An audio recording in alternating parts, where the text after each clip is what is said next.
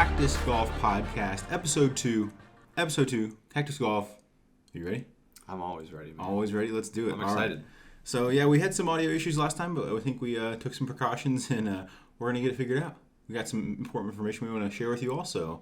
Make sure you hear it. Let's do it. All right. So, we got a little debate kind of deal, maybe a question we're going to go over, and I think we'll see where we stand on it. It's gonna be a little bit of a debate. Let's hear it out. So the talk of the town lately is we've been seeing this. Someone posted this, and there's been a lot of debates on social media. Is should golfers get fairway relief when their ball lands in a divot? That's the question. Pretty simple answer, I think. Pretty simple answer. Let's hear what you say. So of course. So and that's what I was thinking too. I originally thought, why not? But then I started looking more and more into the reasons why it hasn't been implemented yet. And they changed the rules. Last time they changed the rules was back in 2019. So I was thinking, why wouldn't they do it then? And the biggest argument that I saw was that what do you consider as a divot then, right? You've got a John Daly guy who's taking a massive pancake out of the fairway. That's a freaking divot, right? Then you've got someone who's striking a pure 3-wood off the fairway and just leaves a little bit of a blemish into the fairway. Is that a divot too? So now there's so much conversation as what is a divot and what is not a divot. Is it a certain depth into the ground? So our rules officials now going to be taking tape measures out into the ground to see exactly how far down this divot is to be considered that they can get fairway relief. That's when I started thinking well, that's kind of crazy because you got to think about rules officials. How many rules officials are there? We found out that there's one official for every 2 to 3 holes. So obviously they sit in a good spot where they can see all the holes, but that's just going to increase the time of play. So in my opinion, in professional golf, no, you shouldn't. That's what I think. So I looked it up, a little research, of course. So the rules are, basically, it's really wordy just because that's how the rules are. Yeah. But it basically says, you play the course as it lies, right? Mm-hmm. But then you go to the green and the rules just go out the water, go out the door. You can do whatever you want. You pick up your ball, mark it, you tap down cleat marks and, get debris out of the way. And it's well, yeah, you can just do whatever you want. And there. I think, you can in a sense too, on in the everywhere outside of the green as well too. You can remove sticks off the ground as long as it's not actually part of the ground, or you can't remove branches from a tree because it's actually part of the tree. Unless they are just happen to be debris that's on the ground, you can obviously remove that. But I feel the green is a sacred place, man. It's it should have its own spot in the rules book just because it's different. And I know I'm sure people are not going to agree with that, but it's already I know somebody that agrees with you. USGA does. Exactly, that's fair. And I just think that if it's for the green, yeah, you should be able to lift up your ball, but you can repair divots that are in maybe your path to your putting path. But even if those divots you repaired, you can't fix them perfectly. Obviously, those caddies are pretty good; you can probably get a lot of them out. But if you're putting over those divots, you're probably still going to have some effect from it. So you can't move your ball to the left or to the right if a divot's in your path on the way to the cup. So I don't know. I think you hit the fairway. That's what you want to do. That's what the course is designed for. They're hey, whoever's designed the course, this is where you're supposed to go. This is what you're supposed to do, and you do it, and you get punished for it basically because somebody went out before me and just slapped a pancake right where my ball ended up. Yeah. So it's just a matter of time that I got screwed for that reason. But then again, I think too is okay, if you're an amateur golfer, yeah, you're kicking it out of the divot because you're number one, you're pumped that you just drove the fairway. Yeah. So you're I'm not going through this. I'm going to have to set myself up for a good second shot. But we're talking, professional golf here. You should be good enough to hit it out of a divot. I mean, these guys get paid good money to play this sport. And I think that if they should be able to get it out of a divot. That's my hot take. Fair enough. I don't know. I think there's good arguments on both sides. Absolutely. I think consistency in the rules is something that I would like to see, but you know what? They're not going to change it, so it is what it is. Yeah. But it's a good discussion to have, I think. But fair enough. Let us know what you think. But moving on here, I got a little something I want to say. I saw this last week, and it just got triggered for no reason. It was really unnecessary, but I was going to go try and hit the range. Mm-hmm. And, it's Arizona out here where we live, and they're doing some overseeding of the courses, getting them ready for seasoning, or for the seasoning. Getting ready for the season. They're fantastic. the greens out here. No, so I saw it, and, so some of the courses just aren't open. Some of the ranges aren't open. So I saw this one that it was open. Saw online. I was going to go check it out, and it said cash only. And it's like cash only in the year 2022 is the most mind-boggling thing. If you're gonna accept only one form, cash or card only, you're gonna accept card only. Yeah, I mean, I wanna. I remember you texted me this. I wanna almost hope that maybe you just haven't updated the site in a long time. Maybe 1 week their cards provider went down and they weren't able to use it, so they put it on the site, but then they forgot to take it down. I'm just hoping it's something like that, because realistically, I agree. You can get a free square reader. I'm pretty sure you can get it for free. Little Susie has a square reader on her lemonade stand down in the corner. Yeah, I'm sure she does. Come on. Yeah. For her little $1 cup of lemonade. Come on now. I know. I think maybe if it is cash only, because if you think about it, I go to golf now. I look at my tee times. I find out whatever tee time's available. They're just boycotting golf now. Is that what they're doing? Yeah, maybe. and then I call the clubhouse and I schedule my tee time. So I hope they would let someone know at some point, if you don't reserve your tee time online from their website, that is cash only, because once you get there, I don't have cash on me, right? I do right now. Never. I usually never do, but if I get there, I'm gonna be okay, well, I guess I'm not golfing anymore. I bet you though, they probably have an ATM machine in their lobby. $5 surcharge. $5 probably being generous. I bet you it's more than that. So, maybe this is an advantage though. Maybe their course is always incredibly slow because no one ever has cash on them. So maybe we should play this course more often. I don't know. We'll have to check it out. So yeah, that's just my quick spiel. Don't be cash only in the year 2022. Yeah. I think it's a pretty fair request. I think it's pretty fair. Pretty fair, I think. But that's all I got. That's just what I wanted to go over that real quick. Not just a golf thing, but it's a life thing. So yeah, we learn life lessons. Okay. This show as well. So okay, that's enough of that. So next we got a little recap. Of last week's action. We had a lot of golf this past weekend. So first we had the Shriners in Las Vegas. Mm-hmm. TPC Summerlin. Tom Kim, baby. Tom Kim. Man of the hour. Kim is him. Yeah, 24 under at TPC Summerlin. And obviously just an incredibly impressive round. Bogey free. Tournament. For the entire tournament. Yeah, bogey free. That's just... It's incredibly impressive. He had a phenomenal match. And it was exciting to watch. Yeah, it was really exciting. He's just... he's the man of the tour right now. He's at the talk of the town. He, crushed the President's Cup. He's only 20 years old. Really had a strong performance there. Was just getting rave reviews. Keep talking. And he, it's just incredible what he's done. I got a couple of stats here that I wanted to shout out just because it's kind of, puts it in perspective here. So, this is his second win on tour, I believe.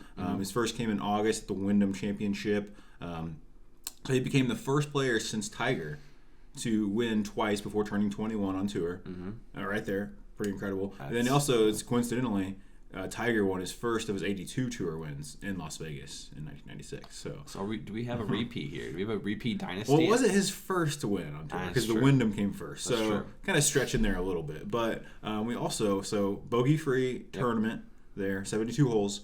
Him became just the second player to win on tour since Lee Trevino in 1974.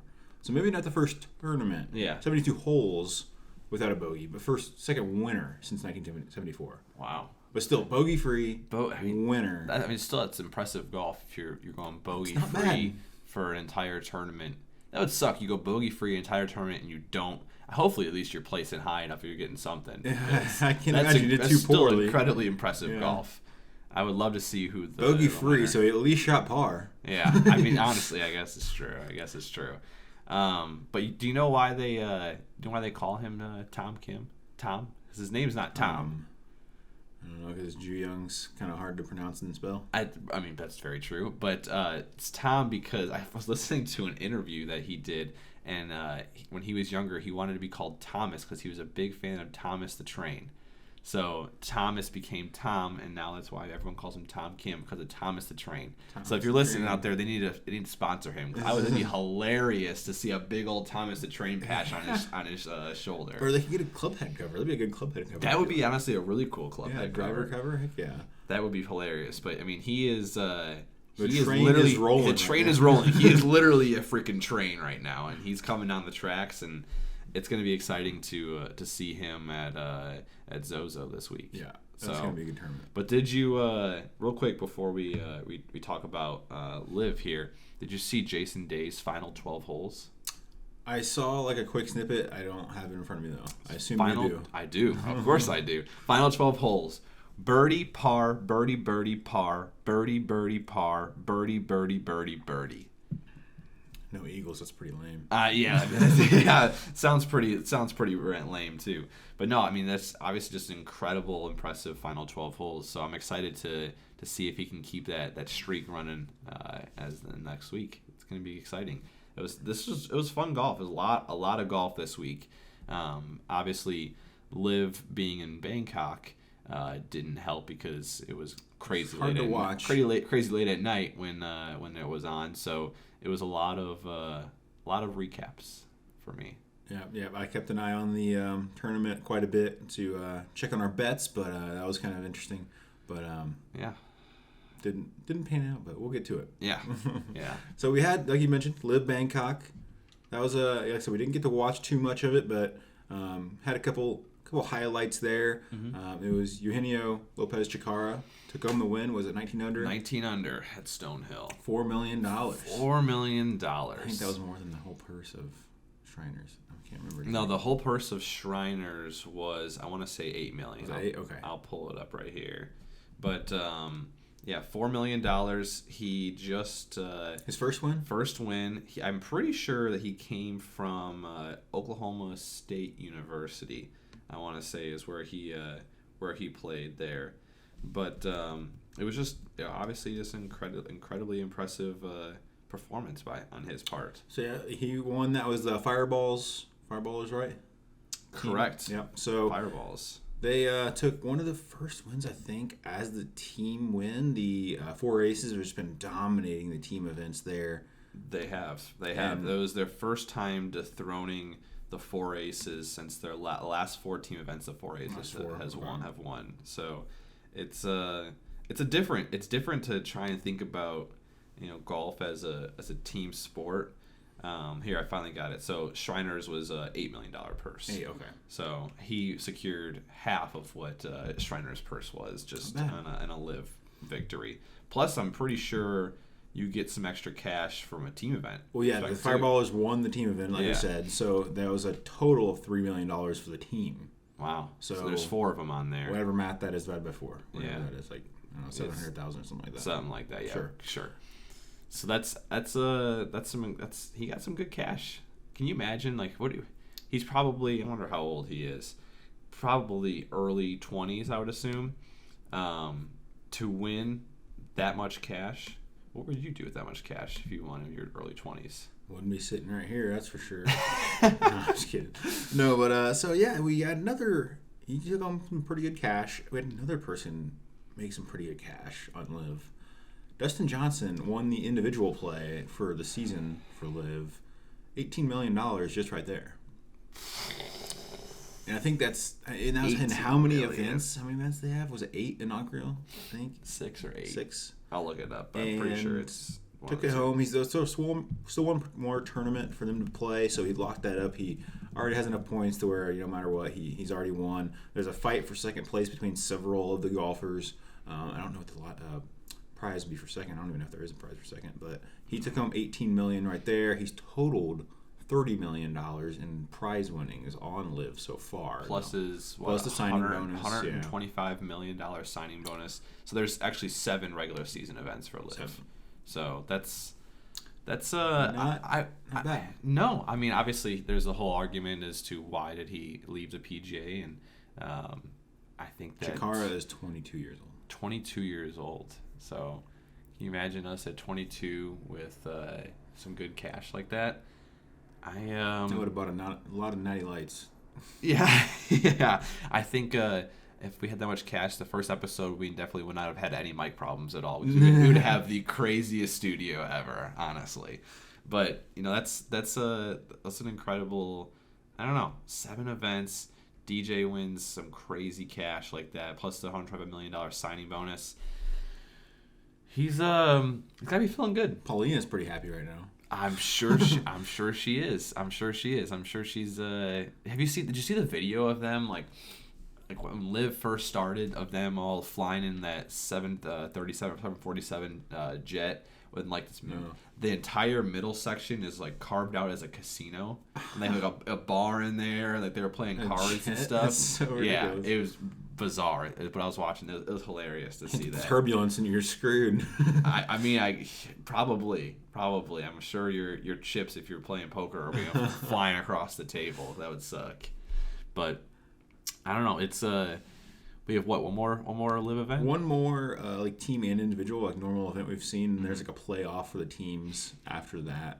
So he's already secured that. Can we talk real quick about the team names and logos? They are brutal. They are horrendous. It's like the auto-generated you had on like Madden or something like that. Yes. Like, making your own team. Yeah. It's brutal. I want to hope that like they like gave some kid the chance to create the logos, and that's the reason why they're using it, because like if someone got paid to create those logos. Well, they also have like the little AI things, have you seen those where it's like generated, type in and you get something? That's like kind of like something like that too. It's like the Fireballers I'm looking right now, and like it almost looks like a baseball because it's just like a white ball with like flames coming off. Yeah, very original. I mean, you probably could have guessed Fireballs. Yeah. So and it has sunglasses on at least. So, but it's like it's sunglasses. Hey. Interesting. Okay. So it's just really lame. The second one, Crushers, is just like a ball that's like cracked. Oh. Several times. It's kind of like a skull type deal with 2 T's kind of like underneath it for like an X. Does LIV sell merch for their team events? They do. I saw, and I cannot wrap my head around anyone buying any of it.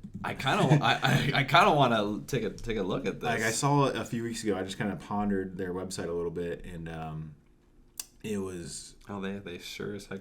It looks terrible. It's almost like a fake shop almost because the logos are terrible. Yeah, they. Interesting. Like I said, I think I told you when I looked at it, they need to just give that stuff away for free just to create more hype around it. They got the money. Yeah, right. Yeah, who cares? What's a $12 T-shirt for them? Shoot, $12. I'm sure they're making it for less than that. Yeah, sure. They got it in Saudi Arabia. They can probably freaking whip that shit up for a nickel. They can whip that stuff up real quick. But yeah, sometimes they just give that stuff away for free to get more hype, put more pressure on the PGA. I'll rock it. But I'm not Greg Norman, so. That's all right. But I think that's probably it for the LIV in Bangkok. Let's move on. Let's move on to the ZOZO. Mm-hmm. So we got Accordia Golf Narashino Country Club. We're calling it NCC. We're keeping it short. NCC. NCC. Chiba, Japan. Yep. Chiba sure. Sounds good. That sounds Defending good. champ Hideki Matsuyama. I have the betting favorite as Xander Schauffele. Mm-hmm. Got a par 70 course. So that's I think it's gonna be a good tournament. We got a decent field here. Mm-hmm. No, it's gonna be a good one. So Hideki won last year. It's home course kind of deal. He's from Japan. Yep. Won that one last year. I'm not leaning that way, but I am leaning that way. You are. I am. Like I said last week, I'm a huge fan. That's why I went with Taylor Montgomery last week of home course advantage. I mean, he's familiar with the course. His last 2 events at this course was runner-up, and then the last one he won. So I think he's back home. Is that the course or that course? Yeah. Mm-hmm. He's back home. You get that extra excitement for all your friends and family probably coming to see him play.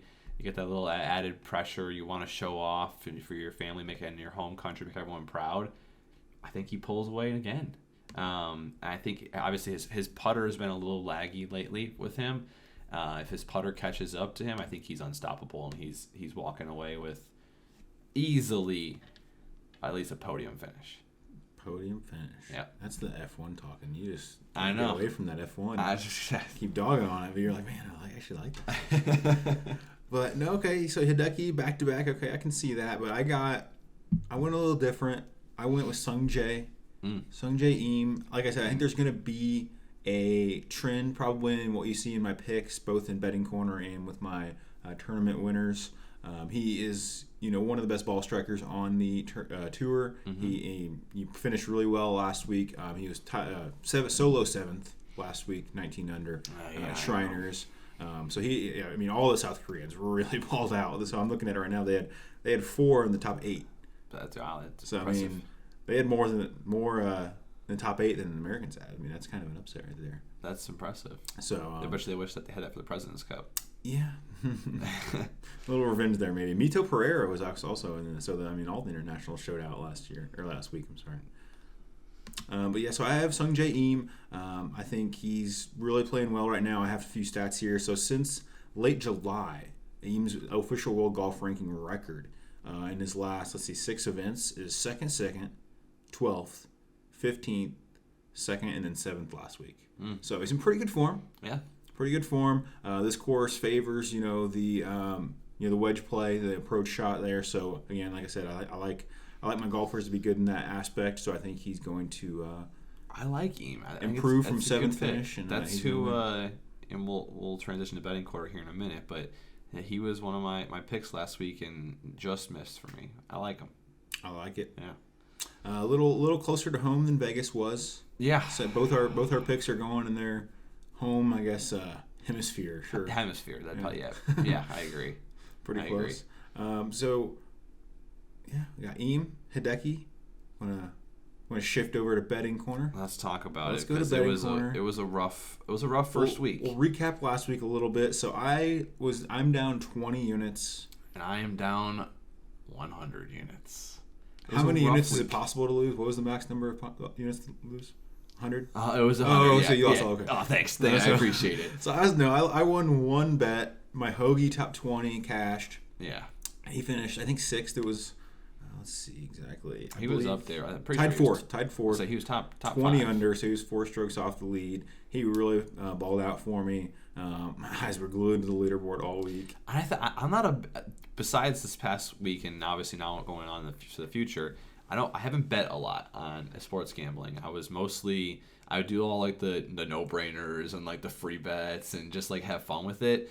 And now like I feel like invested into it. I feel like I found myself at work. Every so often just refreshing the leaderboard and where's Taylor Montgomery at? Like where is Emat? Where I'm just following around. Where was Max Homa?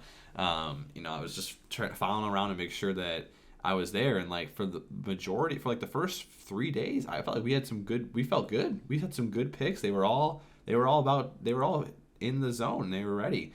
And then day 4, and then just it went all a little haywire. Yeah, Cam Davis I had him top 10 and outright winner. He was hanging around like 20-ish for a while. He was really in position, and then Sunday just kind of tanked. So he just kind of didn't tank. He just kind of shot like even par, I believe, on Sunday. So didn't make the finishing push there, but that's okay. I'm definitely changing my strategy this week, though. Changing the strategy a little bit, I did. I think my bets were good. They didn't, not all of them hit, but they were lurking for the most part. Yeah. It wasn't like we were way off. Like the reallocation of the units correct. is what we're going to do here today. So that's what I agree.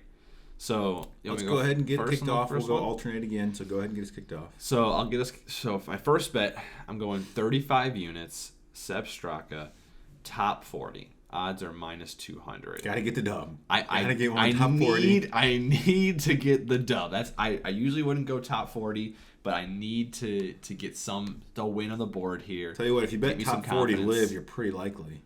Yes, yes, you're correct. I'm sure there probably isn't even a bet you can do that. I would hope not. But his last 4 events, he was top 10 in 3 of them, and in 2 of those, he was runner-up. So I'm feeling very confident. I was trying to find the perfect combination of, like, give me somewhat of okay odds to not, like, I wasn't going to go, like, Hideki Matsuyama top 40, because then it's just, like, it's nothing. There ain't nothing there. So I was trying to find the nice, somewhat sweet spot, but I need a dub here. So and I'm going 35 units on him. So okay, top 40 for Sepp Straka. What was the odds there again? I'm sorry. minus 200. Minus 200. That's right. Okay.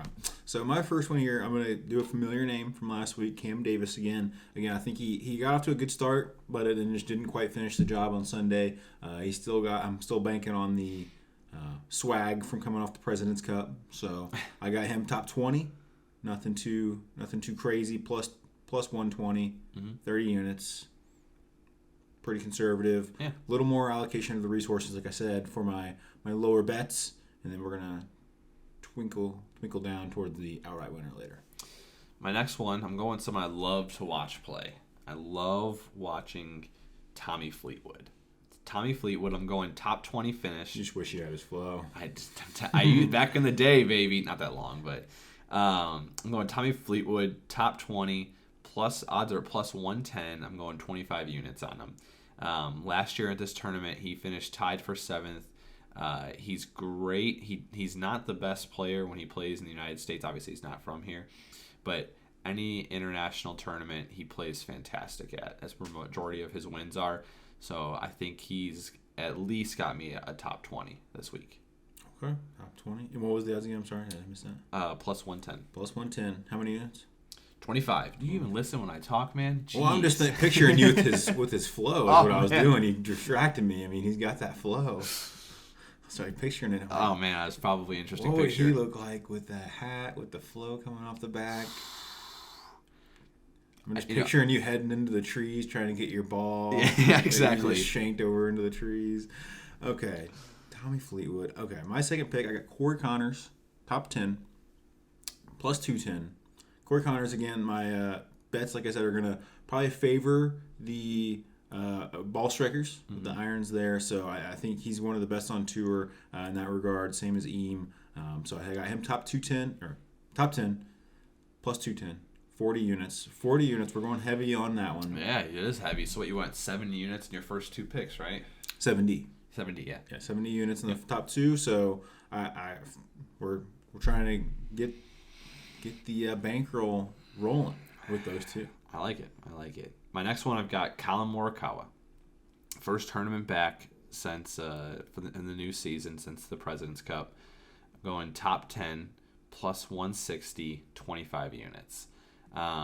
Honestly, I was debating on him even going top 5. I think he's got at least that, but I'm playing more conservative this week. I need to get some of my cash back, so we're going top 10. Can't dig too big of a hole early on. No, that's right. If you could dig the big enough hole, it would be considered a divot, and then we'll have to give me fairway relief. You said it, not me. It sounds like I won the debate earlier now. All right, Colin Morikawa. I'm riding the train here. Tom Kim. Tom Kim, baby. Kim is still him. Still him, riding the hot streak. I mean, he's just playing so well right now. You gotta just ride the wave. That's fair. Ride the wave of Tom Kim, the young 20-year-old, just gonna keep it rolling. I got Tom Kim top 10, plus 160, 20 units. That's a good one. I like that one. I like it. One of these is gonna hit. Something's got to hit. One of these is, hey, as long as I'm not going minus 100, I think I'm still good. So. There we go. My last pick, Hideki Matsuyama. I'm not going outright winner this week. I'm going top 5. Odds are plus 350. I'm going 15 units on him. So I think that's going to be a safe pick for me. I think the whole week I'm going to have I think I'm going to go 4 for 4 this week. Of course, I think that. 4 for 4? Yeah. What do you got for your last pick? So, like we said, Sungjae Im. Sungjae Im, outright winner, plus 900, 10 units. He's bringing it home, baby. He's bringing it home. I like Im. Again, like you said, he finished really well last week.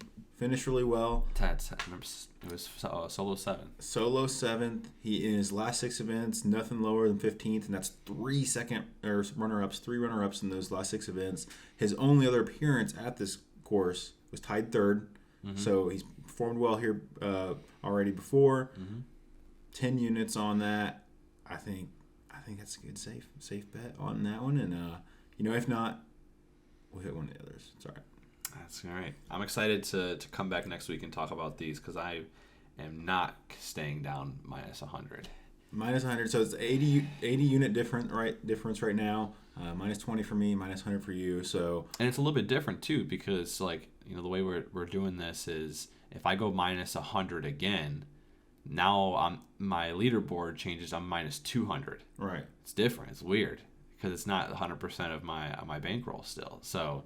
It's because you get new bankroll every week, like we said. Yeah. So it's a little different. You get new bankroll every week, but you have to bet all of it. So I'm excited for this one. I think I'm gonna be I'm traveling this week for a wedding and golfing, but I'm telling you what, my eyes are gonna be glued to the TV again because I'm invested, man. I'm ready for some of these to hit, and we were on a hot streak before. We've I think it was earlier this summer. We went back and forth on hitting on a winner for like a month straight. Yeah, it was like for outright winner. Outright winners. Yeah, not just like a bet. No, like outright winners. We won like 4 in a row, I believe, back and forth between you and I. So I think we'll get back on track. I think so. Get back on track. So and we need to do it for the podcast. Get exciting for the bet we're gonna have at the end of the season. The punishment. Yeah, you guys gotta let us know what we need to do because. Let us know early before Matt has to capitulate and just throw in the towel. But I think that'll do it for this episode of Betting Corner. Yep. We have the interview coming up. Stay tuned for that. Yeah, it's going to be. I'm excited. I'm super grateful to meet these new people, and we're going to have our first golf influencer on the podcast. That's what we're calling these people nowadays, influencers. And it's going to be a great one. You guys have probably seen him on social media. Funny guy, and he's got some hot takes for us. All right. Sounds good. good. All right. Thank you guys for continuing to listen to the Cactus Golf Podcast. I am extremely grateful I get to interview these amazing people each and every week. And this week, we're going to be interviewing our first golf influencer. And yes, we do consider you a golf influencer, man. So you guys have probably seen this content on TikTok, hilarious posts, hot takes. Or maybe you've seen him on Instagram talking about how Maddie is about his Chicago Bears. But ladies and gentlemen, I give you Nick, a.k.a. Fat Chops. What's going on, brother? Thanks, man. I'm really happy to be here. And the second ever guest, man. That's awesome. Second guest, man. Second guest. And back-to-back Knicks. Like it's a theme, dude. I think if it's working, you don't mess with it, man. Yeah, don't fix it. Stick with the Knicks. You're gonna be all right. Drunk Dolpher did a great job for all us Knicks on the first one, so I'm just trying to keep You're going. You're here to follow up, man. You just got to follow up on it. That's awesome. But no, I'm extremely glad to have you here. And we've been following you guys, you for around for quite some time on TikTok and seeing you grow the page. And, excited to pick your brain a little bit and to, share some stuff with the audience and how you grew this page. But let's get started first on how did you get into the golf space? What got you into this industry? And like golf in general or in the creator space? A little bit of both. So golf was a goofy story because I didn't grow up a golfer. I grew up on the south side of Chicago. We didn't golf like a lot of us growing up in the city, right? Like I didn't have access. It just wasn't a thing. It wasn't a thing that most of us did. And so I never golfed. I wasn't exposed to it at all. And then I went to college at Marquette in Wisconsin. I eventually moved up here. So after I moved up here, most of my family and friends obviously were still back in Chicago. I had some friends from school, but not many, right? You know how it is. Like I just moved someplace. I had a couple of acquaintances, but whatever. I was bored, dude. Like I was married, but I am married. We just got married. I moved up to Wisconsin. It was like 2009, and but like no kids yet. Like I was honestly just kind of bored. I was just working, and that was it. And a buddy of mine who I went to school with. I didn't know like super well at the time, but I remember he texted me. He was like, "Hey, do you want to golf this Saturday?" And that was ridiculous. Like I remember even telling my wife, I was like, "They asked me to golf. Like, can you believe this?" I was like, no, thanks, man. Like, ask somebody else. And he was persistent. He's like, "Dude, like, please don't like make me drag you out to have a good time. But like somebody backed out of this foursome. Like I didn't even know what the hell he was talking about. Like somebody backed out of this thing. We just is really paid for. Can you just come? I was like, every excuse in the book. I was like, I don't have clubs. Like you could use mine. Everything. So I was like, all right, fine. And then I don't know, like most golfers, dude, I was out. I played like one hole, and I was like, oh yeah, this is awesome. Like this is a good time. And that was it. Like just like that. I remember shortly after that, like in the next couple weeks, my wife can tell. Like she was like, oh God, like here we go. Like I have a pretty all or nothing personality. Like if I like something, I'm in. I'm all in. Like you're gonna get everything I got for that thing if I really enjoy it. And it could be a very, very annoying. My dad's the same way. Like if you get into a project, you're all the way in. And if you don't like something, like good luck trying to get my attention on it. And right away, my wife knew. She was like, all right, here we go. Like, are you going to stick with this one, right? Like you actually like this, or is it going away? And so that was like, I don't know, maybe 2011 or so. Okay. About 10 or 11 years ago. So that was it. Like after that, that was it. As far as getting into golf, dude. Yeah, that's all. I fought it, and then it sucked me in. That's right. No, a lot of people are just like that. My uncle is very similar. He's the same type of mindset. He's all in or nothing. And like every time I see him, he will just give me the most random facts about golf clubs. I'm like, where did you find this information? Like we go into a golf store and he like will walk past a set of clubs. He goes, oh, so and so won a tournament back in this year with these clubs. What? Like just all in. Yeah. All in. So I totally understand that. So what made you get into the creator space? Yeah, that was a little bit more organic. Like that's just been my personality forever. I mean, growing up as kids, like my dad was like that. Like my dad's side of the family, my family's like that. Just very much goofy, like silly. We would make like silly videos as kids. Like, so that's always kind of been like a thing for me. And even like early on when Facebook, this is, I don't like feel that old. And then when I say like I was on Facebook from day one. Like day one, it was like, hey, the Facebook would like you to check them out. I was like, cool, what's this? So like even from day one, like just posting stupid stuff on the internet, like that's just my personality. I enjoy having fun with stuff, like poking fun, making jokes. So it just kind of evolved that way. That's always been in my nature to have fun with stuff that way. And I don't know, come down the line with TikTok specifically, the platform was just kind of perfect for it. Like it was a really easy, fast way for me to just have some fun, like creatively. And I have 2 kids, wife, full-time job. So like, I don't have a lot of time, but like TikTok was like, oh, I could film this funny little thing, like kind of, scratch that creative itch a little bit and put some music on it, edit it a little bit, and like, bam, it's done. Like 5 minutes, 10 minutes, you're done. Exactly. And it just kind of happened on accident. Like I was just, if you look back on in my TikTok profile, like really, I got on it probably like most people, like during the height of the pandemic. We were all sent home, like working from home. And I was just doing like little trick shots around the house with like foam golf balls. It's like me and my son, like I was watching my kids and working full time at home. Like it was stressful. So I would take these breaks to play with my kids and stuff and just like hit some golf balls around the house. I was recording them.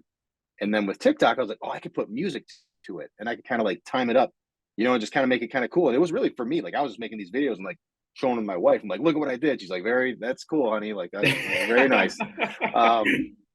And then, I don't know, it just evolved that way. Like I was like, oh, I could make it like a little skit. I could have kind of fun. I could do this with it or whatever. And then I don't know, some of them just started taking off and it just kind of happened like that. That's the best way I could describe it. I was just kind of having fun. I still do. And the second I'm not having fun with it anymore, you're not going to see any more content. No, but like, it's fun. I laugh. I was sitting on the couch editing a video, like, after the kids are in bed, we're just hanging out, me and my wife, and watching something, and I'll just be like quick editing a video, just laughing to myself. My wife's like, "What's going on? Like, what's so funny?" I'm like, I'm laughing at myself. It's kind of embarrassing. Like, like I'm just laughing at this stupid ass video or whatever. So it's just kind of fun. It's like a way for me to just that other side. You work, you take care of your kids, you bring them to sports, your husband, you do dishes, chores, and then it's like this little pocket of my life I could just have a little bit of fun with. Yeah, it's just like it's fun. And then I'm meeting a lot of cool people, and I don't know, it's just I'm having fun, and it just kind of took off. Like I joke that like I accidentally created a brand, and I don't know what to do with it because I don't really have any time to do anything with it. But it was kind of just a happy little accident, if you will. Oh, that's awesome. And that's the best part about it is that you enjoy doing it. That makes it the most fun. I agree with it. And obviously you did a great job. A little bit over 25,000 followers on TikTok. I mean, you're growing the audience, man. The people love you for a reason. I see It's some nuts. comments like you'll do a hot take on something and you'll be like, if Fat Chop says it, this is what it is now. Like that, your audience loves you, man. I mean, it's hilarious. It's the most, I'll see a comment like that and I'm like sitting on the couch in my underwear. I'm like, yeah, I'm not your king. Oh, that's amazing. I'm just an idiot. Oh, that's so it's good. fun. Yeah, that stuff's fun. It's like it's fun to engage with people, especially like that. Like you can get pretty hyper specific. Yeah. With TikTok specifically. Instagram's a little bit more broad. I'm really just starting to figure out Instagram, but like with TikTok, it's pretty niche specific like that. Like you kind of develop like this group of friends there. Yeah. And so that's why I post those kinds of things. Like I shouldn't say I'm not a hot take guy because there's plenty of stuff on there to prove me otherwise. But I was gonna say I've watched quite a few videos today. Yeah. It's like I like to put stuff out there because I enjoy the conversation. Like I like to see what other people think. Like it's pretty rare. I will like it's pretty rare for me to put something on there and then like argue with somebody in the comments. That I don't have the energy for that, one. And two, that's not why I do it. Like most of the time my comments are like, oh, that's fair. Like I okay, I see that. Or I give, I'm poking some extra fun. Like a lot of my friends in there, I'll give you a hard time and I give them a hard time back. But that's the best. Most of the time I just kind of throw, because if you just like lob an easy question, if you're like, do you like grass or mats? It's not that fun. But like, but if you just come out there and be like, yo, it's grass, and like I'm not talking about it anymore, people get fired up. Video cuts right then after there. It's grass, cut video. Yeah. Nothing more. It's it. And so people like it's a little bit more engaging. People like to have a little bit of fun. And I think especially now after a little bit more time, like people know that I'm having fun with it. Like I'm not there to I don't know, you're like not start a serious. fight. Exactly. You're having a good time with it. I agree. That's the most important part. So I have a question for you. If you could change one thing about the golf industry, what would you change? I'm sure and there's probably 1,000 of them that you can think of right now, but give me one of them. One thing that you can change. Dude, that's loaded. Incredibly. Very loaded. So I get like very specific with this, or like pretty generic. I like generically speaking, I wish it was just more relaxed in general. Yep. Like across the board, whether you want to talk about like clothing, attitude. And I think that's happening. Like I think right now you see it. You do. You see that happening. A lot of people picked up golf like through the pandemic. For for better or worse. People complain about tee times or whatever, but like I don't know. That'll sort itself out. I love that the industry grows, man. I'm all for that. Even like the same thing on like, New Year's resolution time in the gyms. Same thing. The gyms get more crowded. I'm all for that, man. I'm all for people trying out new things, and a lot of people quit, and that's fine. But I'm all for that. Yeah, I would probably in general just to be more relaxed. And I've had that happen with even with me. Like if you can believe it, like I've had friends of mine, because I like golf so much and like I talk about it all the time, and I am serious about like my game. Like when I play, I'm trying to score well usually. Oh, of course. Especially in my position. I don't know if you have any kids or anything, but like I know people who, especially like parents out there, like I don't get to play that much. Like I'm playing once or twice a month. So like when I go, like I want to see it, like okay, I want to play golf. Like I'm there to have fun, but it also I think it gives the wrong impression. Like I've had people who, like my friends, we were going out in a group, and I've had a friend before say like, you compare Nick up with somebody else. Like I want to have some beers and listen to some music. I'm like, hold on, time out. I want to have some beers, listen to some music too. Yeah. Like me wanting to play like well and also have a good time are not like mutually exclusive. They can coexist. Absolutely. Like I like to wear hoodies on the golf course. I listen to music at a respectable volume before anybody gets these fucking comments. Like I like to enjoy myself on the course because, it's not, I don't know. I try not to take it too seriously. So I think generically speaking, I would change it to just be a lot more relaxed. Like people just need to kind of chill out.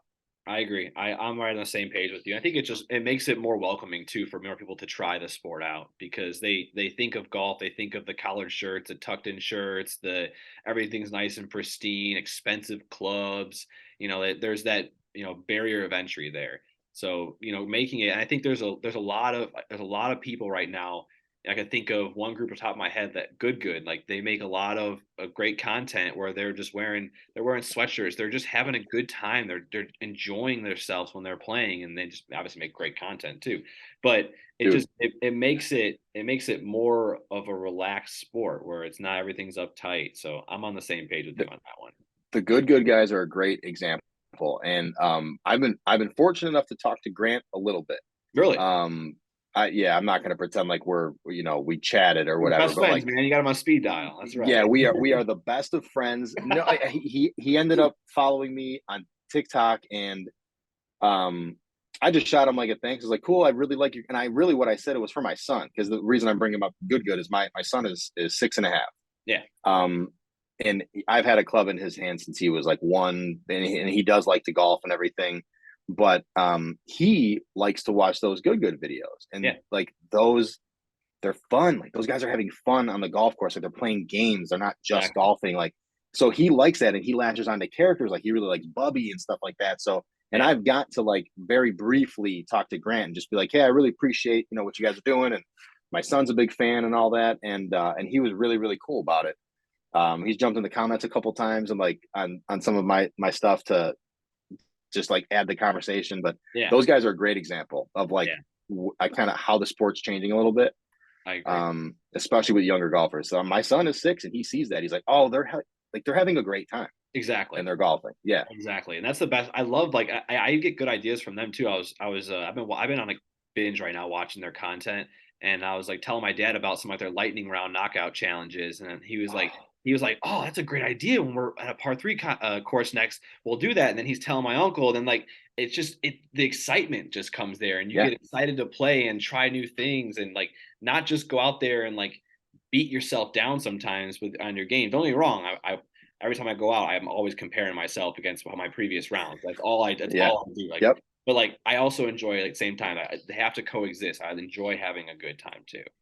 So I love it. I love it, man. So last question I've got for you is, if there's someone here that's listening, that's trying to grow their golf audience right now, they've got some social media account they're trying to grow in the golf space. What's one piece of advice you'd give to them? Be genuine. Like, I would say don't try, right? Like, be yourself. Post stuff that you like. Post stuff that makes, you happy. Don't try to make content, if that makes sense. No, it does. It does. Like you talked about earlier, like, you have a good time when you're making it because like you genuinely enjoy it. You're not just following, along with everything. What you do is what you like to do. Yeah. I mean, don't I don't know, people get really hung up on treating it like a business, and they're like, okay, I got to make sure I do this at this time, or post at certain times or whatever. I mean, I've had videos get a million views that I posted on a whim at 9:30 p.m. and I've had videos get 1,000 views that I put like a half hour into editing, and you're just like, man, I would say just, at some point you gotta stop caring about views. Like, you just really don't care. Sure, it's a measure of like how engaged your audience is or whatever, but I would say be genuine, post the things that you like, and engage. Like, be genuine, get in the comments, like talk to people when you have time. Like, I think a lot of people try to be other creators. Like there's, and this is not a knock on anybody, but there are so many accounts out there right now where it's like, play a par 5 with me, and there's like an average golfer, like, on some level, nobody wants to watch a fucking 20 handicapper go play a par 5. It's okay, but the way around it, right, is like, put some time into it, use shot tracers, edit it up, like, make it engaging, like, just have some fun with it. But I think that's it. Let's like, be genuine, make content that you enjoy, and you'll inevitably find people that also enjoy it, but you have to be consistent about it. I think people post a few videos, like, they don't go viral, and they freak out. Like, I don't know, look at my page. There's tons of videos that have like 2,000 views, and then a handful that go crazy. And but a lot of those ones that don't have a lot of views, they still have a bunch of comments. Like, we're just talking, like people are just, we're just chatting in there. But yeah, be yourself and enjoy it. If you're not having fun doing it, then there's no point. I agree. That's perfect, man. I appreciate you being on here, Nick. We had a great time, and just let the audience know, where can they follow you at? Where can they find more information about you? So Fat Chops 51 is the handle everywhere. TikTok, Instagram are the main ones. I do have a Facebook page. That user interface is probably the worst on the planet. I don't post. I should post more to Facebook, but I do have a Facebook page. So Fat Chops 51 everywhere. I love it, man. I appreciate you being on, and thank you guys for listening to our second episode. Make sure you guys like, comment, subscribe, leave a review. Let us know what you liked about Fat Chops being on here. We love our guests. So we'll see you guys next week.